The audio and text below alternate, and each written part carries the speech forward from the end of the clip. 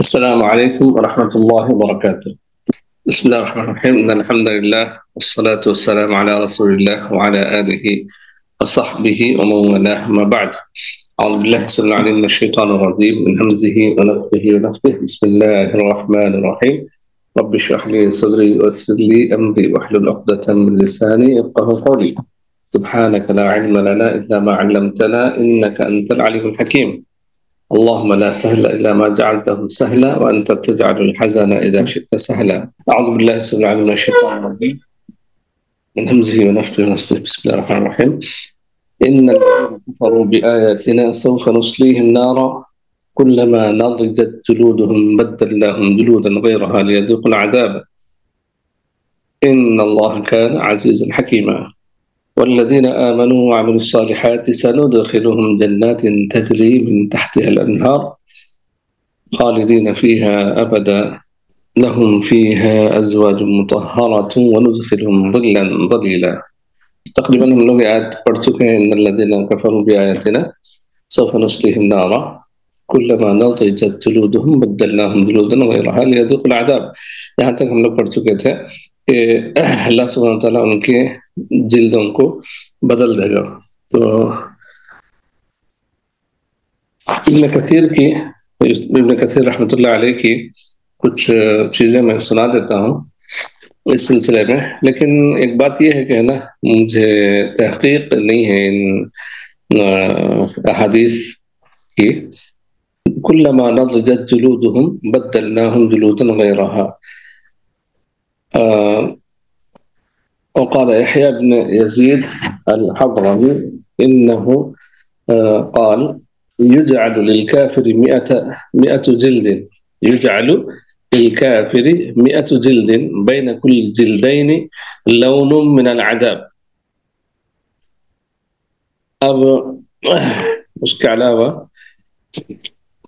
كلما نضجت جلودهم بدلناهم جلودا غيرها. قال الجعفي، يعني انہوں نے لکھا ہے کہ عن هشام عن الحسن قوله كلما نضجت ننضجهم في اليوم 70,000 مرة. ننضجهم في اليوم 70,000 مرة، 70,000 مرتبہ ایک دن میں. اللہ سبحانہ وتعالیٰ ان کے جلدوں کو جلا دے گا. وزاد فيه فضيل عن هشام عن الحسن كلما أنضجتهم فأكلت لحومهم قيل لهم عودوا فعادوا. اور اس کے علاوہ دوسروں کے بھی اقوال نقل کیے ہیں کہ تبدل في ساعة 100 مرة. وقال عمر هكذا سمعت رسول الله صلى الله عليه وسلم. اور دوسرا ایک قول نقل کیے ہیں کہ كلما نضجت جلودهم جلودا غيرها في الساعة الواحدة 20 و100 مرة. بہر یہ سب چیزیں ہیں. اب اس کی تحقیق مطلوب ہے سمجھیے. لیکن یہ تو بات ہے کہ نا اس کا کوئی تحدید نہیں ہے کہ کتنے مرتبہ ان کے جلدوں کو ایک کیا جائے گا. كلما نضجت جلودهم، اللہ سبحانہ وتعالیٰ بغیر قید کے ذکر کیے ہیں. اور دوسری بات ان اللہ کان عزیزا حکیما، اللہ سبحانہ وتعالیٰ عزیز ہے اور حکیم ہے. یہاں پر ابن عثیمین رحمۃ اللہ علیہ لکھتے ہیں کہ عزیزا حکیما. اب عزت، یعنی عزت کی 3 قسمیں انہوں نے بتایا کہ عزت القدر، دوسرا عزت القہر، تیسرا عزت الممتنع. عزت القدر یعنی اللہ سبحانہ وتعالیٰ ذو قدر ذو شرف. عزت القہر اللہ سبحانہ وتعالیٰ ذو الجلال وذو القہر، هو الغالب لا يغلبه احد. عزت الامتناع اللہ سبحانہ وتعالیٰ ممتنع عن كل عیب عن كل نقص.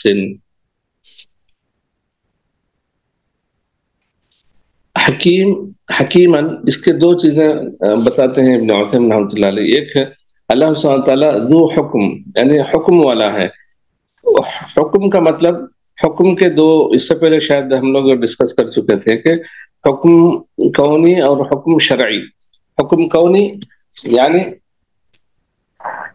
کون میں جو کچھ اللہ سبحانہ تعالیٰ یعنی جو کچھ ہوتا ہے اللہ سبحانہ تعالیٰ کے حکم سے ہوتا ہے. وما تسقط من ورقة الا يعلمها ولا حبة في ظلمات البر في ظلمات الارض ولا رطب ولا يابس الا في كتاب مبين. یہ حکم کونی ہے اور یہ ہر کسی پر نافذ ہوتا ہے، چاہے طوعا و کرہن.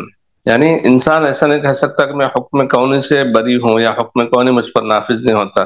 حکم کونی کا مطلب یہی ہے کہ کائنات میں جو کچھ ہوتا ہے یا ایسی چیزیں جو اللہ سبحانہ تعالیٰ نے لکھ دیا ہے اس کی صفت وہ ہے. مثال کے طور پر چاقو کی صفت کاٹنا ہے، اور پانی ٹھنڈک پہنچانا، یا اس طریقے سے جو بھی چیزیں ہیں، ہوا کا ایک کام ہے، یہ حکم کونی ہے.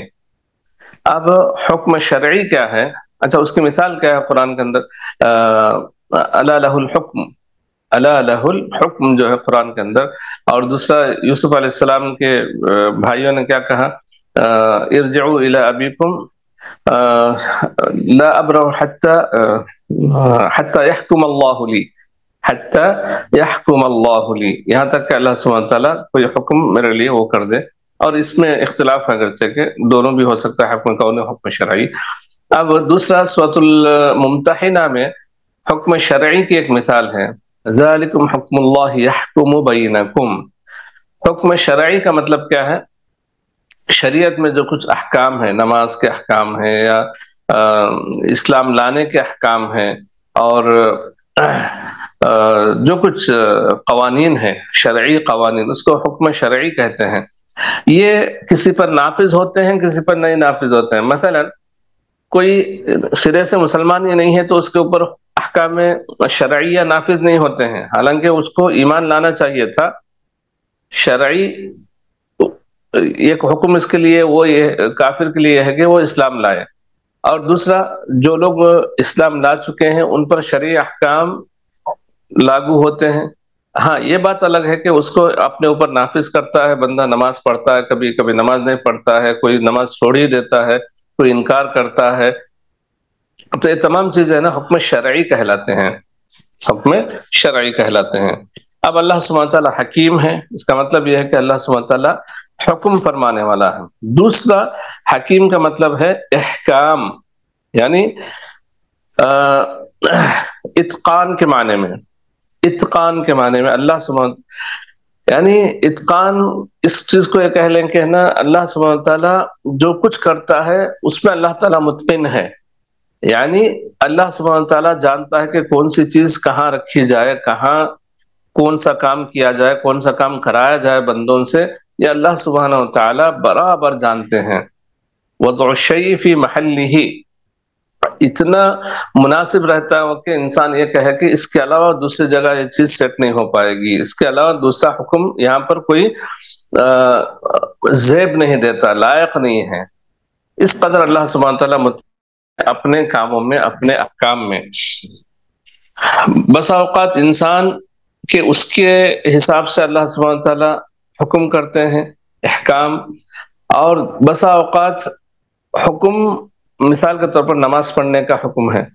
نماز اتنے پرفیکٹ چیز ہے کہ انسان اس کو کرے تو اس کو جنت ملے گی. اور دوسرا ہے کہ نماز کے اندر شروع مثال تکبیر تحریمہ سے، دوسرا رکوع، پھر اس کے بعد سجدہ، اس کے بعد تسلیم. یہ جو یہ آرڈر ہے یا ترتیب ہے، اس میں اللہ سبحانہ تعالیٰ متقن ہے. اس طریقے سے ہمارا ایمان ہونا چاہیے. اور اللہ سبحانہ تعالیٰ حکیم کا مطلب یہی ہے کہ ہر چیز کو اللہ سبحانہ تعالیٰ نے سیٹ کیا ہوا ہے، سیٹ کر دیا اللہ سبحانہ تعالیٰ نے انسانوں کے خاطر. کوئی یہ نہیں کہہ سکتا ہے کہ شریعت کا یہ حکم یہاں پر لاگو نہیں ہو سکتا. اگر ایسا کوئی کہتا ہے کہ اللہ سبحانہ تعالیٰ کے حکمت کے خلاف وہ کر رہا ہے، وہ یہ کہہ رہا ہے کہ اللہ سبحانہ تعالیٰ حکیم نہیں ہے. والسارق والسارقة فاقطعوا أيديهما جزاء بما كسبا نكالا من الله. اس کے بعد واللہ عزیز حکیم. واللہ عزیز حکیم، وہاں بھی دیکھیے عزیز اور حکیم، یعنی اللہ سبحانہ تعالیٰ کی عزت حکمت کے حساب سے ہے۔ عزت کا مطلب اللہ سبحانہ تعالیٰ کا قہر، اللہ سبحانہ تعالیٰ کا غضب، یا اللہ سبحانہ تعالیٰ کا ذو شأن ہونا، وہ کیا ہے؟ حکمت کے مناسب ہے۔ مثال کے طور پر انسان کا غضب حکمت کے مطابق رہتا نہیں ہمیشہ۔ کبھی کیا ہوتا، جیسا کہ اللہ سبحانہ تعالیٰ نے کہا کہ اخذتہ العزت بالاثم، اخذتہ العزت بالاثم، مثال کے طور پر ایک بادشاہ کو کسی نے اگر کچھ کہہ دیا اتق اللہ یا کچھ بھی کہہ دیا، اس وقت کیا ہوگا؟ غضبناک ہو جائے گا، اس کی عزت، اس کی جبروت جلال میں آ جائے گی۔ اس کے بعد کیا کرے گا؟ کوئی نہ کوئی حکم صادر کرے گا، اس کی گردن اڑا دو، اس کو قید کر دو۔ سب سے پہلے تو یہ ہوگا کہ کوئی گستاخی کیا تو اس کی گردن اڑا دو۔ اب یہاں پر بادشاہ عزیز ہے لیکن حکیم نہیں ہے۔ اخذت العزت بالاثم، اللہ سبحانہ تعالیٰ کہتا ہے وَإِذَا قِيلَ لَهُ اتَّقِ اللَّهِ، یعنی کافر اور جو عاند ہوتا ہے، عنید جو ہوتا ہے نا، اس کو اگر کوئی کہتا ہے وَإِذَا قِيلَ لَهُ اتَّقِ اللَّهِ أَخَذَتْهُ الْعِزَّةُ بِالْإِثْمِ، اس کو اس کی عزت آ لیتی ہے یا اس کو اپنی عزت پیاری ہو جاتی ہے اور وہ غضبناک ہو جاتا ہے، لیکن وہ اس میں حکیم نہیں ہوتا ہے، آثم ہوتا ہے، بالاسم آثم ہوتا ہے۔ جیسا کہ میں نے ایک مثال بتائی کہ بادشاہ غضبناک ہو جاتا ہے یا کچھ بھی ہو جاتا ہے تو اس کو اس کے غضب میں یا اس کے جو عزت میں ہے نا حکمت نہیں ہوتی، لیکن اللہ سبحانہ تعالیٰ ہمیشہ کیا ہوتا ہے؟ عزیز ہوتا ہے تو حکیم ہوتا ہے، حکیم ہوتا ہے تو عزیز ہوتا ہے اللہ سبحانہ تعالیٰ۔ جیسا کہ سورۃ المائدہ کی یہ جو آیت ہے والسارق والسارقۃ فاقطعوا ایدیہما، اللہ سبحانہ تعالیٰ نے ایک گناہ کے بعد سزا مقرر کی، لیکن اس سزا مقرر کرنے میں اللہ سبحانہ تعالیٰ صرف غضبناک نہیں ہے بلکہ حکیم بھی ہے۔ یعنی اس آیت میں جو ہم لوگ پڑھ رہے ہیں ان الذین کفروا بآیاتنا سوف نصلیہم نارا، اللہ سبحانہ تعالیٰ کا غضب بھی اس کے اندر شامل ہے۔ سوف نصلیہم نارا، یعنی اللہ سبحانہ تعالیٰ کے ساتھ کوئی کفر کرے گا تو اللہ کو کیسا غضب نہیں آئے گا؟ تو ہم ان کو جہنم میں ڈالیں گے، سزا دیں گے۔ یہ اللہ سبحانہ تعالیٰ کی عزت کا تقاضا ہے، اللہ سبحانہ تعالیٰ عزیز ہے، اس کا یہ تقاضا ہے، لیکن ساتھ میں اللہ سبحانہ تعالیٰ حکیم بھی ہے کہ کس کو ڈالے کس کو نہ ڈالے اور کس کو کتنی سزا دے۔ مسلمان ہے، وہ عاصی ہے تو اس کو جتنی سزا ہونی چاہیے اتنی ہی ملے گی، اور کوئی کافر ہے، مشرک ہے تو ہمیشہ اس کو سزا ملے گی۔ یہ اللہ سبحانہ تعالیٰ کی حکمت ہے یہ ہمیشہ اس کو ملتی رہے۔ تو یہ چیزیں اللہ سبحانہ تعالیٰ کے تعلق سے، جہاں کہیں یہ جو اسماء حسنہ اللہ سبحانہ تعالیٰ کے جو آتے ہیں اس کا بڑا یہ ہوتا ہے، دخل ہوتا ہے آیت کے سیاق کا، آیت میں جو کچھ گزرتا ہے اس سے تعلق ہوتا ہے اس کا، اور بلا وجہ یا ایسے ہی اللہ سبحانہ تعالیٰ نے اپنے اسماء کا ذکر نہیں کیا ہے۔ اب اس کے بعد والذین آمنوا وعملوا الصالحات سندخلهم جنات تجری من تحتها الانہار خالدین فیہا ابدا لهم فیہا ازواج مطہرۃ وندخلهم ظلا ظلیلا، جیسا کہ ہم بات کر چکے کہ اللہ سبحانہ تعالیٰ کبھی جہنم کا ذکر کرتے ہیں تو جنت کا بھی ذکر کرتے ہیں، تاکہ بندوں کے اندر مایوسی نہ ہو یا بندے ڈر کا شکار نہ ہو یا اللہ سبحانہ تعالیٰ سے وہ لوگ نا امید نہ ہو جائیں۔ تو اللہ نزل احسن الحدیث کتابا متشابہا مثانیہ تقشعر منہ جلود الذین یخشون ربهم ثم تلین جلودهم وقلوبهم الى ذکر اللہ والذین آمنوا۔ تو یہاں پر اللہ سبحانہ تعالیٰ نے ایمان کو مقدم کیا۔ ہمیشہ ایسے ہوتا ہے کہ آمنوا وعملوا الصالحات، کیونکہ عمل صالح بغیر ایمان کے قابل قبول نہیں ہے۔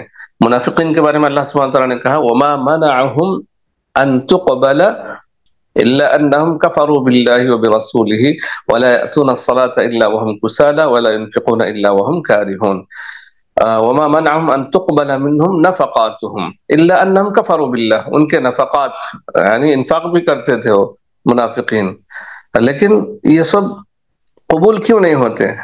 اس لیے کہ وہ لوگ اللہ اور اس کے رسول سے کفر کیے۔ تو کفر کی حالت میں انسان جتنے بھی نیکی کرے کوئی فائدہ نہیں ہے، اور اگر کوئی ایمان کا دعویٰ کرتا ہے صرف اور ایمان میں پکا نہیں ہے تو پھر اس کے بھی اعمال کا کوئی فائدہ نہیں ہے۔ اب یہاں پر چھوٹی سی چیز علماء ذکر کرتے ہیں کہ اگرچہ کہ معلومات کے لیے بتا رہا ہوں میں کہ والذین آمنوا وعملوا الصالحات، صالحات کیا ہے؟ ایک وصف ہے، یعنی نیکی کرتے ہیں. نیکی کرنا یعنی نیکی ایک اجر کے معنی میں ہے، نیکی ملے گی یعنی اجر ملے گا. وعامل الصالحات کو بعض نحویین کہتے ہیں کہ وعاملوا اعمال الصالحات، وعاملوا اعمال الصالحات، یہ تقدیر نکالنی چاہیے، اس لیے کہ الصالحات کوئی عمل نہیں ہے بلکہ عمل کا وصف ہے. عمل الصالح، نماز پڑھنا عمل صالح ہے، روزہ رکھنا عمل صالح ہے، نہ کہ وہ صالح اپنے بذات خود ہے، ایک عمل ہے وہ. تو وعاملوا اعمال الصالحات ایسا ہونا چاہیے، بعض لوگ کہتے ہیں، لیکن اس کی کوئی ضرورت نہیں ہے. یہ بھی رد کرتے ہیں بعض مفسرین کے، کوئی اس کی ضرورت نہیں ہے اتنے تدقیق کی اس کے اندر، اس لیے کہ وعامل الصالحات کا مطلب یہ کنایا ہے کہ صالحات کرنا یعنی جتنے بھی نیک کام ہیں اس کو کرنا، لیکن اس کے لیے شرط ایمان ہے.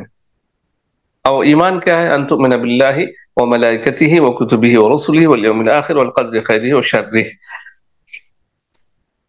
اس کو ایمان کہتے ہیں. اور ایمان کے تقاضے کیا ہیں وہ بھی ہم لوگ اچھے سے پڑھ چکے ہیں کہ ایمان کن کن چیزوں کا نام ہے.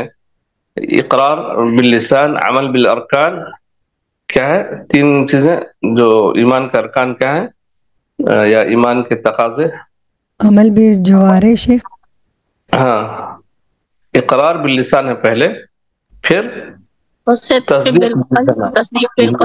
تصدیق بالقلب و عمل بالارکان. جی، یہ یعنی اگر کوئی ان تینوں میں سے کوئی بھی چیز چھوٹتی ہے نا تو ایمان اس کا مکمل نہیں ہے، ایمان اس کا مکمل نہیں ہے. پہلے اقرار ہی نہیں کیا تو عمل کر کے فائدہ نہیں ہے، تصدیق بھی نہیں کر سکے گا جب اقرار ہی نہیں کیا تو، کیونکہ جب تصدیق کرتا ہے انسان تو اقرار کرے گا ہی.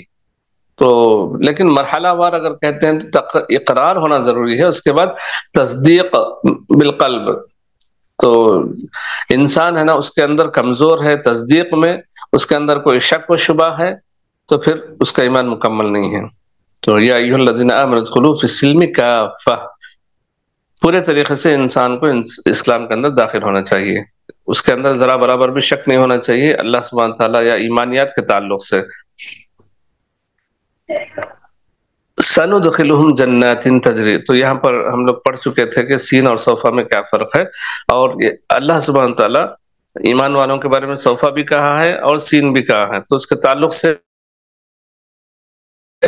ہم لوگ ڈسکس کر چکے ہیں کہ اللہ سبحانہ تعالیٰ ایمان والوں کو جیسا کہ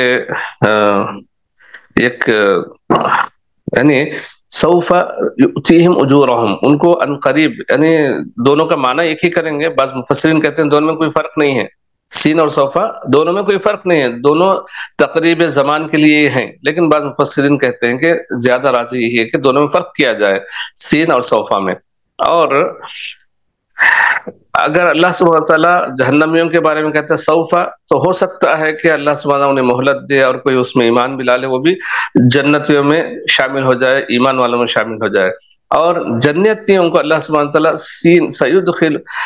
سندخلہم جنات کیوں کہا؟ تاکہ وہ شوق سے عمل زیادہ کرے، عمل میں وہ ثابت قدم رہے. اور دوسرا اللہ سبحانہ تعالیٰ انہیں جنت میں نہیں بلکہ دنیا میں بھی اجر سے نوازتا ہے، اور انہیں اللہ سبحانہ تعالیٰ دنیا میں بھی انہیں جنت عطا کرتا ہے. جیسا کہ ہم لوگوں نے بات کی کہ نا جنت جو مومن کے دل میں ہوتی ہے وہ ہے افمن شرح اللہ صدرہ للاسلام فهو علی نور من ربہ، شرح صدر جب ہو جاتا ہے اسلام کے لیے تو وہ اللہ سبحانہ تعالیٰ کے نور میں ہوتا ہے. اور دوسرا من عمل صالحا من ذکر او انثى وهو مؤمن فلنحيينه حیاتا طیبہ. اور بعض سلف کہتے ہیں لو يعلم الملوک وابناء الملوک الذين تمت لهم الدنيا على ما يريدون لو يعلم الملوک وابناء الملوک ما نحن فيه لجالدونا عليه بالسيوف. علی ما نحن فیہ، یعنی جس کیفیت میں ہم جیتے ہیں وہ اگر معلوم ہو جائے انہیں، لجالدونا بالسیوف قاتلونا مقاتلۃ.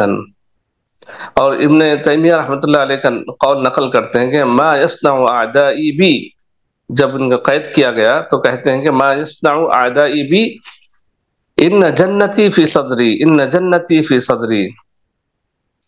اور جنتیوں کے بارے میں اللہ سبحانہ وتعالیٰ کہتے ہیں لا یذوقون فیہا الموت الا الموتۃ الاولی، یعنی بار بار کافر کو ہے نا موت آئے گی، بار بار اس کو اللہ سبحانہ وتعالیٰ موت دیتا رہے گا، پھر زندہ کرتا رہے گا، یا ان کو تکلیف ہوتی رہے گی، موت تو نہیں آئے گی انہیں، لیکن بار بار وہ کیفیت اس کی ہوگی. لیکن مومنوں کے لیے ایسا نہیں ہے، بلکہ مومن جنت دنیا آخرت سے پہلے جنت کا جو مزہ ہے وہ بھی چکھے گا.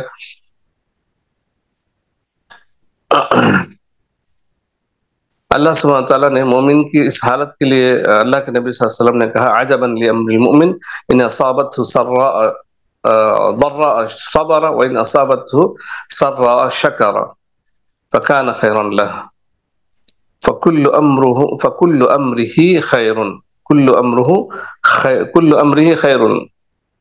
تو صبر اور شکر انسان کے لیے دونوں ضروری ہے، مومن کے لیے خاص طور پر. سندخلهم جنات تجری من تحتها الانہار.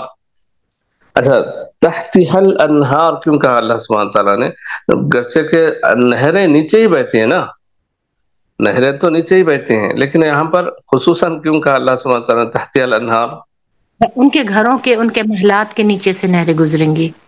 جی بالکل، یہ مطلب ہے اس کا کہ درخت ہوں گے تو اس کے نیچے سے نہریں جاتی ہوں گی، ان کے جو محلات ہوں گے اس کے نیچے سے نہریں بہتی ہوں گی. جی تو سبحان اللہ، اللہ سبحانہ تعالیٰ ہمیں یہ عطا کرے، ہم کو جنتیوں میں سے بنائے، آمین. المراد من تحتها أي تحت أشجارها وقصورها، أنهار تحت الأشجار وتحت القصور. مثل الجنة التي وعد المتقون فيها أنهار من ماء غير آسن وأنهار من لبن لم يتغير طعمه وأنهار من خمر لذة للشاربين وأنهار من عسل مصفى. چار نہروں کے بارے میں اللہ سبحانہ وتعالیٰ بتاتے ہیں. خالدین فیہا ابدا، یعنی الخلود ابدی، ابد العابدین، لا منتہى لها. جی كلما رزقوا منها من ثمرة رزقا قالوا هذا الذي رزقنا من قبل وأتوا به متشابها. یعنی اس میں ملل انہیں نہیں ہوگا، بلکہ اللہ سبحانہ تعالیٰ اس جیسی چیزیں عطا کرتا رہے گا، ان کو ایسا لگے گا کہ ابھی ہم لوگ یہ نعمتوں میں ہیں. یعنی انسان دنیا میں کیا ہے، اکتاہٹ ہر چیز میں محسوس کرتا ہے، لیکن جنت میں یہ چیز نہیں ہوگی. جنت میں انہیں ہمیشہ اللہ سبحانہ تعالیٰ تر و تازہ کرتا رہے گا. جمعہ کا بازار لگے گا جس میں مومن جب جاتا ہے تو پھر دوبارہ گویا کہ وہ پہلی مرتبہ جنت میں ویسا لگے گا. اس میں اللہ سبحانہ تعالیٰ ان کا حسن زیادہ کرے گا، ان کی تر و تازگی زیادہ کرے گا. اس طریقے سے مختلف قسم کی انہیں نعمتیں اللہ سبحانہ تعالیٰ نعمتوں سے نوازتا رہے گا.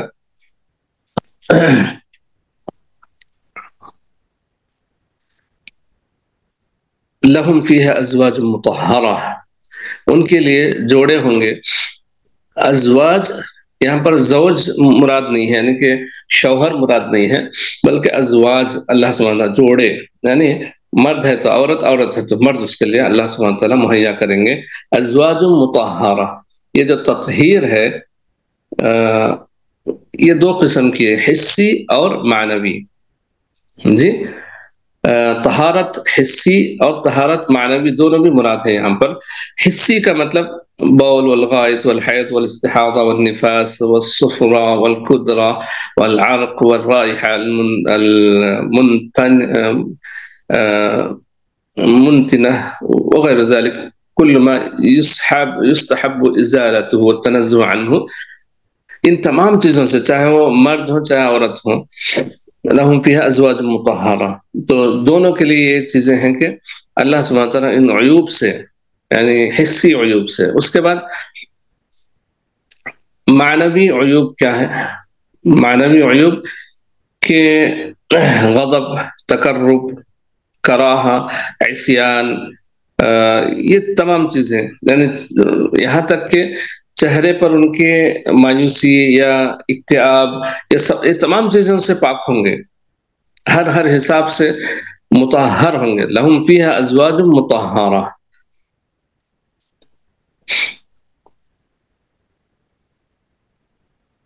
اب سورۃ الرحمن میں بہت آپ سارے نے ازواج کو کہا کہ مطلب جوڑے مراد ہیں مرد کے ساتھ، اور شیخ مجھے اس بات کی سمجھ نہیں آئی. یعنی یہاں پر حور بھی مراد ہیں، اس کے علاوہ اچھا، جیسا صحیح کہ یہاں پر وہ بھی مراد ہیں، اور عورتیں اگر ہیں تو اللہ سبحانہ وتعالیٰ ان کا بھی انتظام کرے گا. لیکن اکثر جہاں پر اب جیسے سورۃ الرحمن میں آپ دیکھیں کہ فیہن قاصرات الطرف لم یطمثہن انس ولا جان، اور اس کے علاوہ جو بھی صفات کھلم کھلا جو ذکر کے حور کے، وہاں پر وہی مراد ہے. لیکن جہاں پر ازواج مراد ہے، لہم فیہا ازواج مطہرہ، تو بعض مفسرین نے کہا ہے کہ مرد کے لیے جیسے اللہ سبحانہ تعالیٰ نے انتظام کیا ہے، اسی طریقے سے عورتوں کے لیے بھی اللہ سبحانہ تعالیٰ نے انتظام کیا ہے. اور عمومی طور پر جنت کے بارے میں یہی بات ہے کہ ما لا عین رأت ولا اذن سمعت ولا خطر على قلب بشر. وندخلهم ظلا ظليلا. وندخلهم ظلا ظليلا یعنی الظل ما فاءت عنه الشمس هو ما لم تحله الشمس، جس پر دھوپ نہ آئے، وہ ہے ظل. اب ظل ظلیل کیوں کہا گیا؟ یہاں پر ظل ظلیل کے گہرا سایہ ہوگا ان کے لیے، جس کو سایہ کہا جائے، جس سے ان کو تکلیف نہ ہو، جس سے انہیں نہ سردی ہو نہ گرمی ہو، ایسا سایہ ان کے لیے ہوگا.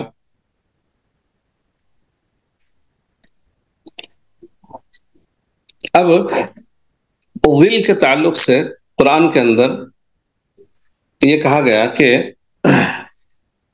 ان المتقین فی ظلال وعیون وظل ممدود، اور دوسری جگہ اکلها دائم وظلها، ہمیشہ کا انہیں سایہ ملے گا. وندخلهم ظلا ظلیلا کے تعلق سے اکلها دائم وظلها وظل ممدود فی ظلال وعیون ہم وازواجهم فی ظلال علی الارائک متکئون. اب جہنمیوں کے لیے بھی ظل ہوگا، لیکن وہ ظل کیسا ہوگا؟ جیسا کہ جہنمیوں سے کہا جائے گا انطلقوا الی ظل ذی ثلاث شعب لا ظلیل ولا یغنی من اللہب. نہ وہ سایہ ہوگا، لا ظلیل یعنی گھنا سایہ نہیں ہوگا، بلکہ لہب شولوں سے بھی بچا نہیں پائے گا، اتنا ان کے یہ ہو. واصحاب الشمال ما اصحاب الشمال فی سموم وحمیم وظل من یحموم. یحموم یعنی ان کے لیے لا بارد ولا کریم، یعنی وہ سایہ بھی عذاب ہوگا ان کے لیے. اس کے مقابلے میں اللہ سبحانہ تعالیٰ جنتیوں کے لیے کیا کرے گا؟ ظل ظلیل، ایسا سایہ جس سے انہیں راحت ہو، اور ہمیشہ کا سایہ. یعنی سایہ کتنا اہم ہے، وہ آج کل تو بہت زیادہ سہولتیں ہیں. ایک زمانہ ایسا تھا نا کہ لوگ صحرا میں چلتے تھے اور کہیں سفروں پہ چلتے تھے، تو اس وقت سائے کی جو اہمیت ان کے پاس تھی وہ ہم تصور بھی نہیں کر سکتے ہیں. کیا کہتے ہیں آپ لوگ؟ جی شیخ ایسے جی، یعنی اللہ سبحانہ تعالیٰ خاص طور پر سائے کا جب ذکر کیا ہے تو اس کی حکمت کیا ہوگی. اس زمانے میں لوگ اس سے دو چار تھے نا کہ گھر سے جب باہر نکلے آدمی تو دھوپ کے زمانے میں، گرمی کے زمانے میں سایہ کہاں ملے گا، اس کے لیے تلاش کرتے تھے لوگ باقاعدہ. تو اس لیے اللہ سبحانہ تعالیٰ اس کو نعمت کے طور پر پیش کیا ہے. اور جنتیوں کے اہم نعمتوں میں یہ بھی ہوگا وَنُدْخِلُهُمْ ظِلًّا ظَلِيلًا. یہ کوئی معمولی چیز نہیں ہے جو انسان اس کو کم سمجھے، بلکہ بہت ہی اہم چیز ہے. اور جہنمیوں کے لیے بھی وہ اللہ سبحانہ تعالیٰ دے گا، لیکن الٹا عذاب ہوگا ان کے لیے. بہرحال اللہ سبحانہ تعالیٰ سے دعا ہے کہ اللہ سبحانہ تعالیٰ ہمیں جنتی بنائے، جنت کے افعال کرنے کی توفیق عطا فرمائے. اللهم إنا نسألك الجنة وما قرب إليها من قول وعمل ونعوذ بك من النار وما قرب إليها من قول وعمل. آمین. جی ہم لوگ معنی کلمات پڑھ لیتے ہیں تھوڑا. بسم اللہ الرحمن الرحیم. الجبت اسم لکل ما عبد من دون اللہ، ہر وہ اسم جس کی اللہ کے علاوہ، ہر وہ نام جس کی اللہ کے علاوہ عبادت کی جائے. وکذا الطاغوت، اسی طرح طاغوت بھی ہے. سواء کانا صنمین او رجلین، چاہے یہ دونوں بتوں میں سے ہوں یا آدمیوں میں سے، دونوں کو طاغوت اور جبت کہا جائے گا. اہدا سبیلا، یعنی سیدھا راستہ. اکثر ہدایتن فی حیاتہما و سلوکہما، یعنی ان دونوں کی زندگی میں اور ان کے جو طریقہ ہے ان میں، یعنی ان کی دونوں کی زندگی اور اس میں جو ہے وہ سیدھا راستہ ہوگا یا ہدایت ان میں زیادہ ہوگی. نقیرہ، النقیر نقرۃ فی ظہر النواتی، نقیر کہتے ہیں ایک چھوٹا سا سوراخ ہوتا ہے جو معمولی سا ایک کھجور کی گٹلی کے پیچھے. یضرب بها المثل فی صغرها، اس کے چھوٹے، بہت چھوٹے ہونے کی وجہ سے اس سوراخ کی مثال دی جاتی ہے، یعنی بہت ہی معمولی. الحسد تمنی زوال النعمت عن الغیر، دوسرے شخص سے نعمت کے ختم ہونے کی تمنا کرنا کہ اس سے نعمت ختم ہو جائے. والحرص علی ذالک، اور اس پر حرص کرنا، خود اس کو پانے کی لالچ کرنا. الحکمت السداد فی القول والعمل مع الفقہ فی اسرار التشریع الالہی. السداد فی القول والعمل مع الفقہ، سمجھ کے ساتھ، دین کو سمجھنے کے ساتھ، یعنی کہ اللہ تعالیٰ کی جو شریعت ہے اس کے اسرار کو سمجھنے کے ساتھ ساتھ قول اور عمل میں سیدھا رہنا. سداد کا کیا مطلب ہوا؟ سداد ہوتا ہے سیدھا چلنا، سیدھے راستے پر رہنا، اس کو عمل کرنا. ایسے ہی شیخ. جی بالکل. یا ایھا الذین آمنوا اتقوا اللہ وقولوا قولا سدیدا.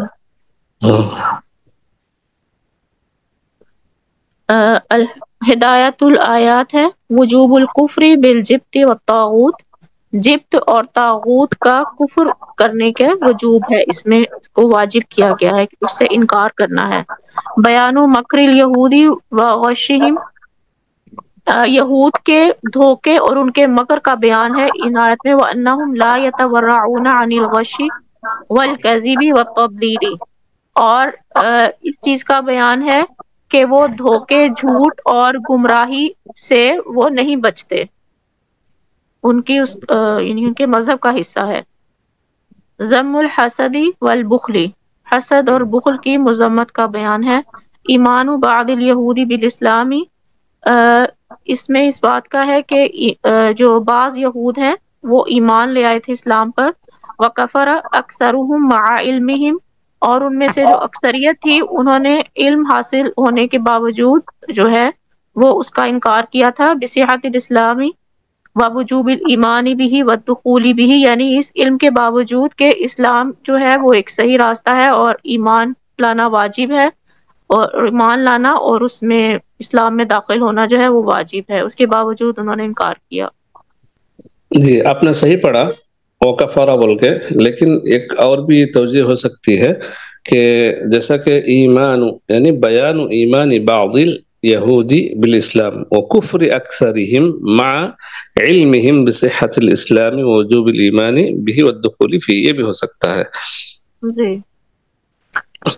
اس کے بعد ان میں سے اکثر کا کفر جو ہے. جی شرح الکلمات نصلیہم نارا ندخلہم نارا یحترقون بها، وہ اس آگ میں، جہنم کی آگ میں ان کو داخل کریں گے جس میں وہ جلائے جائیں گے. یحترقون بها، جس سے وہ جلیں گے. جی جی نضجت جلودہم اشتوت فتحرت وتساقت. ساقطت وتساقطت. وتساقطت نعم. اشتوت یعنی ان کی جلد جو ہے وہ جھلس جائے گی، یعنی جیسے آگ سے بھون جائے گی. فطہرت اور ان کا جو گوشت ہوگا وہ یعنی کہ جلد جل جائے گی، اور وہ اس کے لیے کیا معنی ہے یہ گرے گی. وتساقط اور گرنے لگ جائے گی. جھلس جائے گی بول سکتے ہیں طہارت کا. جی. اور تساقطت جھلسنے کے بعد اور کیا ہوگا؟ گر جائے گا. گر جائے تساقطت گی، گر جائے گی. لیذوقوا العذاب لیستمر لهم العذاب مؤلما، تاکہ ان کے لیے جو ہے دکھ دینے والا جو تکلیف دہ عذاب ہے ان کے لیے جاری رہے. عزیزا حکیمہ غالبا، وہ ذات غالب ہے. یعذب من یستحق العذاب، اور وہ عذاب دے سکتا ہے جو کوئی عذاب کا حقدار ہے، اس کو وہ عذاب دے سکتا ہے. تجری من تحتها الانہار تجری من خلال اشجارها وقصورها الانہار، یعنی جو ان میں جنت میں جو درخت ہوں گے اور ان میں جو محل ہوں گے ان کے درمیان میں نہریں بہہ رہی ہوں گی. مطہرۃ من الاذى والقذى مطلقا، یعنی وہ جو ہوں گی ازواج مطہرہ، ان میں وہ ہر طرح کی گندگی سے ظاہری اور باطنی ہر طرح کی گندگی سے پاک ہوں گی. ظلا ظلیلا، الظل الظلیل سایہ دار جو ہوگا وہ کیا ہوگا؟ الوارف الدائم لا حر فیہ ولا برد بہ، یعنی ایسا سایہ ہوگا ہمیشہ رہنے والا سایہ ہوگا جس میں نہ کوئی گرمی ہوگی اور نہ ہی اس سے ٹھنڈک پہنچے گی. لا حر فیہ ولا برد فیہ، ایسا بولیں گے. لا نفی جنس لا کا ہے. حر فیہ ولا برد بہ.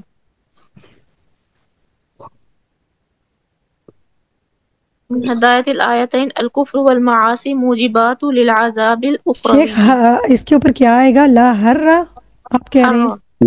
لا حر ولا برد. اوکے. کفر اور معاصی جو ہے گناہ جو ہیں وہ اخروی عذاب کو لانے کا سبب بنتے ہیں. بیان الحکمتی فی تبدیل الجلود لأہل النار، جو اہل النار ہوں گے ان کی جلد جو ہوگی بار بار تبدیل کی جائے گی، اس میں یہ حکمت بیان کی جاتی، اس کی حکمت بیان کی جاتی ہے. وہی اور وہ یہ کہ ان یدوم احساسہم بالعذاب، کہ ان کو عذاب کا مستقل احساس ہوتا رہے. الایمان والعمل الصالح مع ترک الشرک والمعاصی، ایمان لانا اور اس پر اور اس کے مطابق نیک عمل کرنا، اور اس کے ساتھ شرک کو چھوڑ دینا، شرک اور گناہوں کو چھوڑ دینا. موجبات للنعیم الاخروی، اخروی نعمتوں کو حاصل کرنے کا ذریعہ بنتی ہیں.